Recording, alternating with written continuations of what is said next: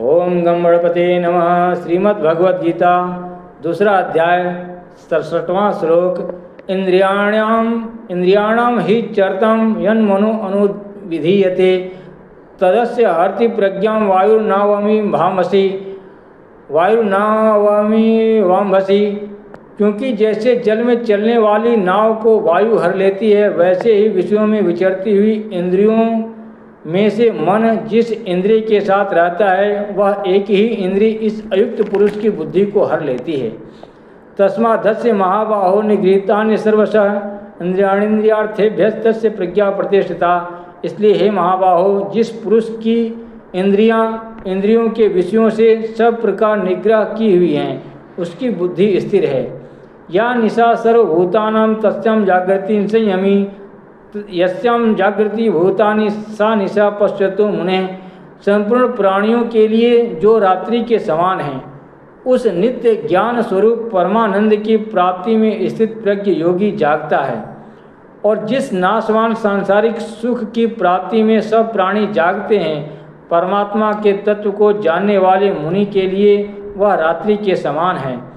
आपूर्यमाण मचल प्रतिष्ठम समुद्र मापा प्रविशन्ति यद्वत तद्वत कामा यम प्रविशन्ति सर्वे स शांति मापनोति न काम कामी। जैसे नाना नदियों के जल सब ओर से परिपूर्ण अचल प्रतिष्ठा वाले समुद्र में उसको अविचल न करते हुए ही समा जाते हैं, उसको विचलित न करते हुए ही समा जाते हैं, वैसे ही सब भोग जिस स्थित प्रज्ञ पुरुष में किसी प्रकार का विकार उत्पन्न किए बिना ही समा जाते हैं, वही पुरुष परम शांति को प्राप्त होता है, भोगों को चाहने वाला नहीं। विहाय कामान्य सर्वान् पुमांश्चरति निष्प्रिय निर्ममो निरंकार स शांतिम धिगच्छति। जो पुरुष संपूर्ण कामनाओं को त्याग कर ममता रहित, अहंकार रहित और स्पृहा रहित हुआ विचरता है, वही शांति को प्राप्त होता है, अर्थात वह शांति को प्राप्त है।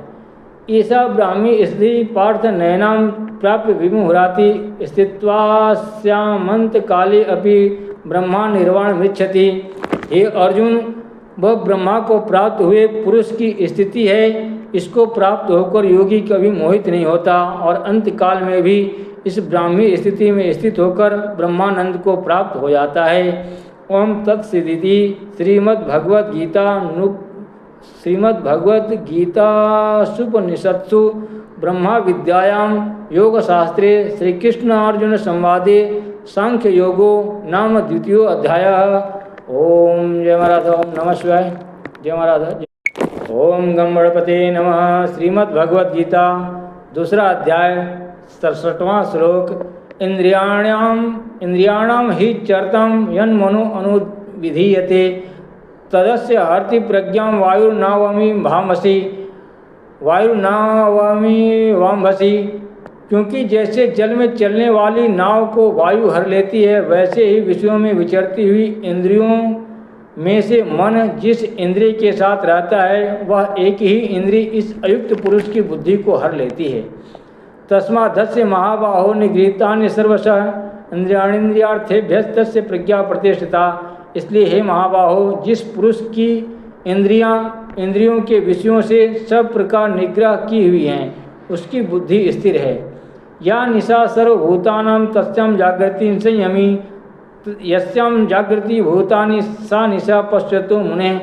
संपूर्ण प्राणियों के लिए जो रात्रि के समान है, उस नित्य ज्ञान स्वरूप परमानंद की प्राप्ति में स्थित प्रज्ञ योगी जागता है।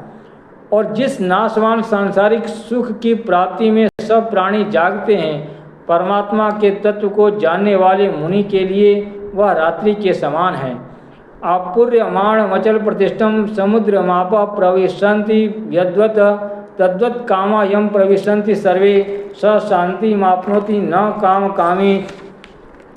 जैसे नाना नदियों के जल सब ओर से परिपूर्ण अचल प्रतिष्ठा वाले समुद्र में उसको अविचल न करते हुए ही समा जाते हैं, उसको विचलित न करते हुए ही समा जाते हैं, वैसे ही सब भोग जिस स्थित प्रज्ञ पुरुष में किसी प्रकार का विकार उत्पन्न किए बिना ही समा जाते हैं, वही पुरुष परम शांति को प्राप्त होता है, भोगों को चाहने वाला नहीं। विहाय कामान्य सर्वान् पुमांश्चरति निष्क्रियः निर्ममो निरंकार स शांतिम धिगच्छति। जो पुरुष संपूर्ण कामनाओं को त्याग कर ममता रहित, अहंकार रहित और स्पृहा रहित हुआ विचरता है, वही शांति को प्राप्त होता है, अर्थात वह शांति को प्राप्त है। ईसा ब्राह्मी स्त्री पार्थ नयनां प्राप्य विमुहुराति स्थित्वास्यामंत काले अपि ब्रह्मा निर्वाण मिच्छति। हे अर्जुन, वह ब्रह्मा को प्राप्त हुए पुरुष की स्थिति है। इसको प्राप्त होकर योगी कभी मोहित नहीं होता और अंत काल में भी इस ब्राह्मी स्थिति में स्थित होकर ब्रह्मानंद को प्राप्त हो जाता है। ओम तत्सदिति। श्रीमद्भगवद्गीतासुपनिषत्सु ब्रह्मा विद्यायां योगशास्त्रे श्रीकृष्ण अर्जुन संवादे सांख्य योगो नाम द्वितीयो अध्यायः। ओम जय महाराज। ओम नमः शिवाय। जय महाराज।